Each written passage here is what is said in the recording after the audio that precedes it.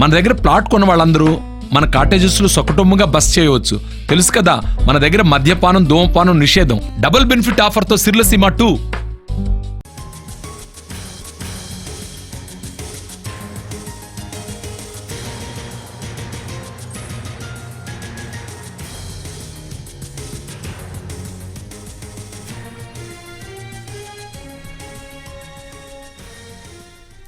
AP సీఈఓతో 3 జిల్లాల ఎస్పీల భేటీ ముగిసింది. పల్నాడు, ప్రకాశం, నంద్యాల జిల్లాల్లో రాజకీయ హింసను సీరియస్ గా తీసుకున్న సీఈఓ ఎంకే మీనా 3 జిల్లాల ఎస్పీలను పిలిపించారు. 3 ఎస్పీలతో విడివిడిగా మాట్లాడి వివరణ కోరారు. శాంతి భద్రతలు కాపాడే విషయంలో ఎందుకు అలసత్వంగా వహించారని ప్రశ్నించారు ఏపీ సీఈఓ. పరిస్థితి హత్యల వరకు వెళ్లడం పట్ల అసహనం వ్యక్తం చేశారు. సెన్సిటివ్ ప్రాంతమైన మాచర్లలో ఘర్షణలు జరగకుండా ఎందుకు కంట్రోల్ చేయలేకపోయారని అడిగారు ఎంకే మీనా. ఎన్నికల కోడ్ వచ్చిన తర్వాత మరింత జాగ్రత్తగా ఉండాలని సూచించారు. రాష్ట్రంలో శాంతి భద్రతల విషయంలో నేరుగా ఈసీఐ నిఘా పెట్టిందని చెప్పారు. 3 ఎస్పీలు ఇచ్చిన వివరణల నివేదికను కేంద్ర ఎన్నికల సంఘానికి పంపనున్నారు.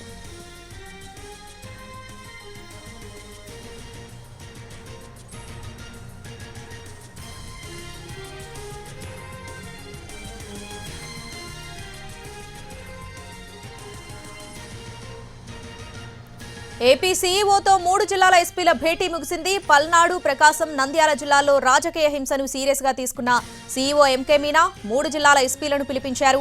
3 ఎస్పీలతో విడివిడిగా మాట్లాడి వివరణ కోరారు. శాంతి భద్రతలు కాపాడే విషయంలో ఎందుకు అలసత్వంగా వహించారని ప్రశ్నించారు ఏపీ సీఈఓ. పరిస్థితి హత్యల వరకు వెళ్లడం పట్ల అసహనం వ్యక్తం చేశారు. పూర్తి అప్డేట్స్ మా ప్రతినిధి పీఎంఆర్ చంద్రశేఖర్ అందిస్తారు. చంద్రశేఖర్,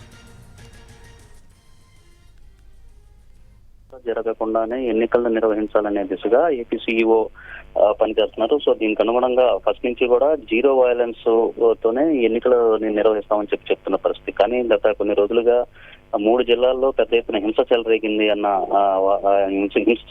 సో ఈ అంశానికి సంబంధించి ఈసీ సీరియస్ గా తీసుకుని 3 జిల్లాలు పల్నాడు, ప్రకాశం, అలాగే ఈ నంద్యాల, ఈ 3 జిల్లాలకు సంబంధించిన ఎస్పీలను పిలిపించిన ఈసీ వీళ్ళ ముగ్గురితోనూ విడివిడిగా భేటీ అయింది.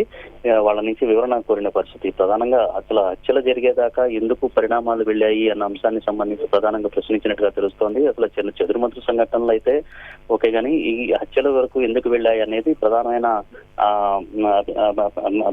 అభియోగం వాళ్ళ మీద, 2 ఎస్పీల మీద ఉంది. నంద్యాలలోనూ మరొక వైపు ప్రకాశం, ఈ 2 జిల్లాల్లో హత్యలు జరిగాయి. ఆళ్లగడ్డ నియోజకవర్గంలో హత్య జరిగింది, అలాగే గద్దలూరు నియోజకవర్గంలో ఒక హత్య జరిగింది. ఇది రాజకీయంగా కూడా పెను దుమారాన్ని రేపిన పరిస్థితి. మరొక వైపు మాచర్ల ఫస్ట్ నుంచి కూడా సెన్సిటివ్ కాన్స్టిట్యున్సీగానే ఉంది, సెన్సిటివ్ నియోజకవర్గంగా ఉంది. అక్కడ సమస్యాత్మక ప్రాంతాలు చాలా ఎక్కువగా ఉన్న నేపథ్యంలో ఎన్నికలతో సంబంధం లేకుండానే అక్కడ పొలిటికల్ వైలెన్స్ అనేది చాలా ఎక్కువగా జరుగుతూ ఉన్న పరిస్థితులు కనిపిస్తున్నా కానీ ఒక కారు తగలబెట్టేంత వరకు, ఎన్నికలు కోడ్ అమలైన తర్వాత కూడా, అమల్లోకి వచ్చిన తర్వాత కూడా ఒక కారు తగలబెట్టే స్థాయిలో హింస చెలరేగితే ఎందుకు అరికట్టలేకపోయారనే దిశగా కూడా పల్నాడు ఎస్పీని ప్రశ్నించినట్లుగా మనకు అందుతున్న సమాచారం మేరకు తెలుస్తుంది. ఎన్నికలు కోడ్ అమల్లో ఉంది కాబట్టి పూర్తి స్థాయి ఏపీలో లా అండ్ ఆర్డర్ మీద నిఘా అనేది నేరుగా ఈసీ జాతీయ కేంద్ర ఎన్నికల సంఘమే చూస్తుంది కాబట్టి జాగ్రత్తగా వ్యవహరించాలని సూచన లాంటిది ఈ సీఈఓ వైపు నుంచి వెళ్ళినట్లుగా మనకి సమాచారం ఉంటుంది. Right PMR.